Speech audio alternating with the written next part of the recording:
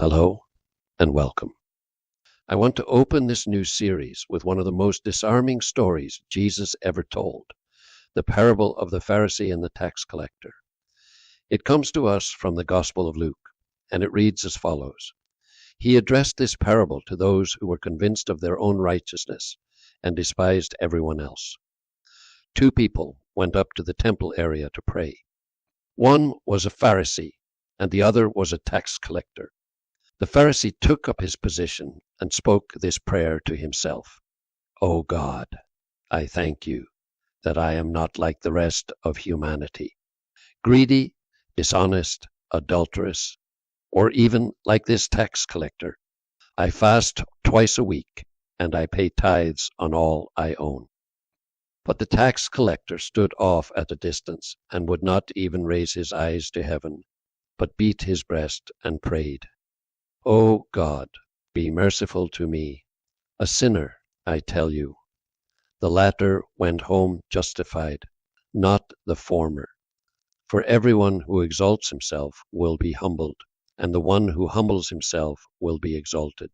Luke chapter 18, verses 9 to 14. Two men went up to the temple to pray. Only one of them came down justified, and to the first audience who heard this story, it was the wrong one. To feel the force this parable carried for the people listening that day, we have to set aside the meanings that centuries have handed us and recover the words as they sounded then. When we hear the word Pharisee today, a single image rises almost automatically. The hypocrite, haughty, boastful, quick to judge. But that picture is a gift of hindsight. It is the verdict of 2,000 years, and the crowd around Jesus did not yet possess it. To them, the Pharisee was the most respected man in the community. He was the keeper of the law, set apart from ordinary life by his devotion. And that was no small thing. Tradition counts 613 commandments, the mitzvot, woven through the Old Testament, and the Pharisee bent his whole life to honoring them. He was no villain. He was the hero everyone hoped to resemble, and the tax collector. Today we sentimentalize him, the humble little man who quietly found favor with God. That too is hindsight. In his own day he was despised, and not unfairly. He worked for Rome, the occupying power, the boot on the neck of his own people. Worse, he was known to inflate the tax beyond what Rome demanded and pocket the difference. He grew rich on the backs of his neighbors. He was not merely a sinner. He was a collaborator and a thief, ostracized from the temple, and on the rare occasion he dared to approach, he hovered at the very edge, exactly as the parable describes. Notice the choreography. The Pharisee took up his position. He claimed his place, near the front, where an honored man belonged. The tax collector stood off at a distance, ashamed to lift his face. One stood at the center, the other shrank to the margins. One was welcomed, the other was an outcast. Keep that picture before you, because everything that follows depends on it. Jesus tells us plainly whom this story is for. Those who were convinced of their own righteousness and despised everyone else. And so, in a few short sentences, he turns his listeners' world upside down. He takes the most admired man in the room and the most reviled, sets them side by side, lets each pray his prayer, and then lets God render a verdict no one expected. Consider the Pharisee first. He begins well enough. O God, I thank you. So far, so good. Thanksgiving is the right posture for prayer. But listen to where the prayer goes, because it curdles almost as soon as it begins. It turns sour because, although he names God, he is in fact speaking to himself and about himself. I thank you that I am not like the rest of humanity. I fast twice a week. I pay tithes on all I own. 5 times in a single breath, the small word I rises from his lips, and not once does it leave room for anyone else, least of all for God. This is the tragedy of his prayer. It is a mirror, not a window. He came to the temple to look up, but like Narcissus, he was enamored by his own reflection. His words ascend a few inches and fall back into his own lap. He is full of himself, proud, accomplished, glorying in a righteousness he is certain he has earned, and he had earned a great deal. He went beyond what the law demanded. These are what the tradition calls works of supererogation. The law required a single fast a year. He fasted twice a week. The law asked tithes on certain goods. He tithed on everything he possessed. By every visible measure, the man was a spiritual master, and yet he fell short. Why? Here we touch the heart of the matter, and it connects this parable to the very first of the Beatitudes. Blessed are the poor in spirit, for theirs is the kingdom of heaven. The man who boasts of his own righteousness is not poor in spirit. He is, by his own reckoning, rich in spirit. And a soul that believes itself already full has no room left to receive God's grace. Grace is a gift, and a gift can only be received with open and empty hands. The Pharisee came to the temple with his hands already full of fasting, full of tithing, full of comparison, and so there was nowhere for the gift to land. He lacked the one thing that opens the soul to God, humility, the honest knowledge that he stood every moment upon mercy he had not earned. Now turn from the Pharisee to the man at the back of the temple. He will not raise his eyes. He beats his breast, and he prays, "O God, be merciful to me, a sinner." 7 words, no defense, no inventory of good deeds, no glance across the floor to measure himself against the man at the front of the temple.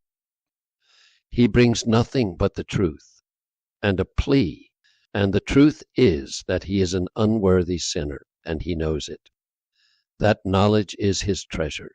Who among us is without sin, asks St. John.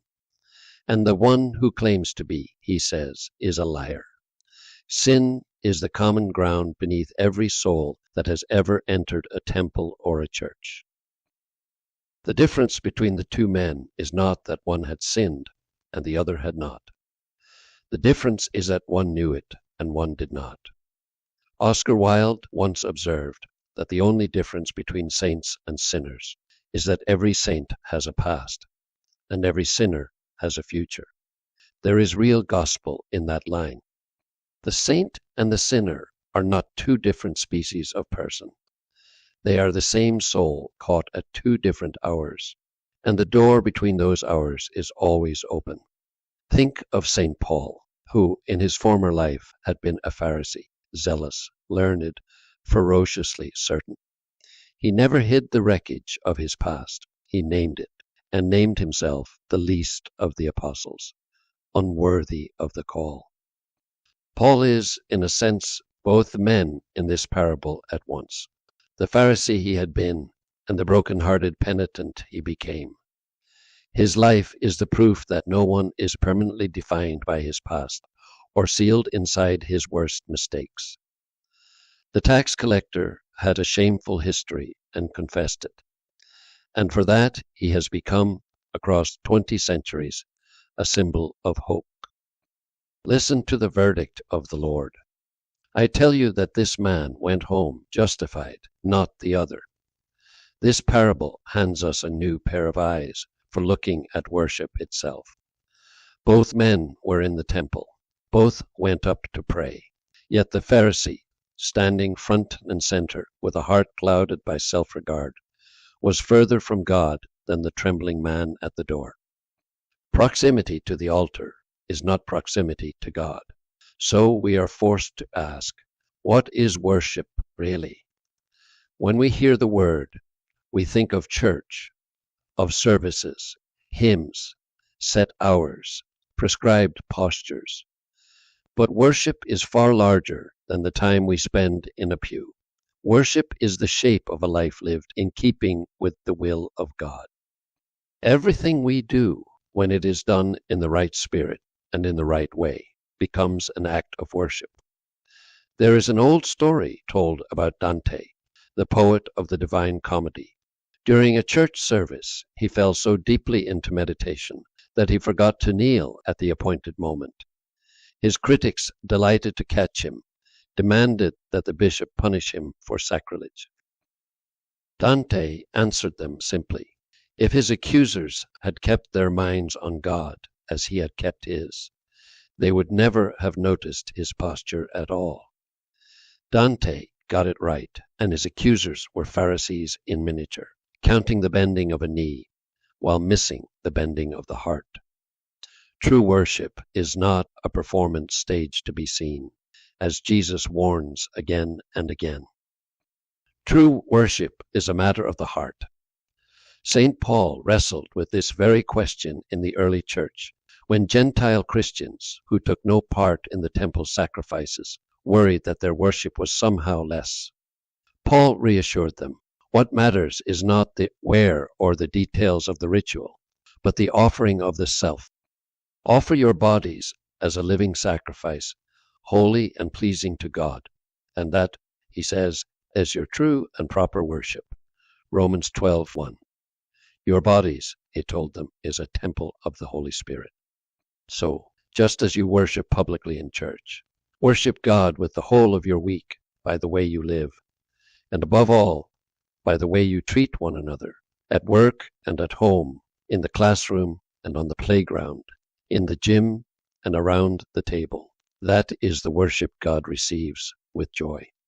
Jesus brings the parable to its close with a sentence balanced like a scale. Everyone who exalts himself will be humbled, and the one who humbles himself will be exalted. The man who lifts himself up will be brought low. The man who bows down will be raised up. The first will be last, and the last will be first. And then Jesus does something remarkable. He stops. He invites us to write the ending ourselves, not in words, but in the way we live. We complete this parable every time we choose the prayer of the tax collector over the posture of the Pharisee. Here then are a few ways we might write that ending well. First, reject the hypocrisy of the Pharisee. Every one of us carries a Pharisee within, forever eager to justify himself. You can hear him whenever we measure ourselves by judging and looking down on others. Do you take quiet pride in what you own? Do you criticize the people around you? Do you find it hard to accept those of another race or another faith? If you wish to grow great in the eyes of God, cast aside the hypocrisy of the Pharisee, accepting everyone as your brother and sister. There is an old in-house Catholic joke about three priests of different orders, each boasting of his own importance. The Jesuit said, "It is only fair to admit that we are the most important order in the Church, for we are the intellectuals, the thinkers, the ones who explain the faith to the world." The Dominican objected, "Not so fast. We are the order of preachers. We carry God's word to the people, and that makes us greater than you." And then the Franciscan spoke up. "Brothers," he said, "we cannot claim to be great thinkers or great preachers, but when it comes to humility, we are tops." It is a small joke, but it lays bare the whole comedy of human pride. Even our humility, left unwatched, finds a way to boast. And this parable runs flatly against the grain of our age, an age that has nearly enthroned self-importance and self-reliance as gods. That is precisely the spirit we must refuse, the spirit that prizes status and merit above a true relationship with the Lord. Second, beware the peril of fanaticism and the righteousness performed to be seen. The measure of righteousness before God is not the length of our fasting, but the depth of our love. Righteousness is bound up inseparably with compassion for the least among us. Recall how Jesus draws the picture in Matthew 25. "I was hungry, and you gave me food. I was thirsty, and you gave me drink. I was a stranger, and you welcomed me. I was naked, and you clothed me. And then, the line that turns the whole of religion on its hinge. Whatever you did for one of the least of these brothers and sisters of mine, you did for me. That is the worship that pleases God, not the righteousness that seeks approval, but love that bends down to the forgotten. Third, guard against the sin of spiritual pride. The Pharisee came before God, pleading his merits. His was a religion of works, and he was proud of them. He kept the rules, and the rules kept him. But rules make a sturdy fence and a cold home. For all his accomplishment, he lacked poverty of spirit. He suffered from spiritual pride. The tax collector pleaded no merits at all. He had none to plead, and precisely because he came empty-handed and aware of it, he went home full. Let me gather it all into a single thought. The heart of this parable is that God prizes genuine humility and a contrite heart far above outward performance. Self-righteousness builds a wall between the soul and God. Humility opens the door. The Pharisee went home with everything he came with, and nothing more. The tax collector went home with the one thing he prayed for. He was justified through the mercy of God. Two men went up to the temple to pray. May we go up as the second if we wish to come down justified. God bless you. Thank you for listening. And I am Hugh Duffy.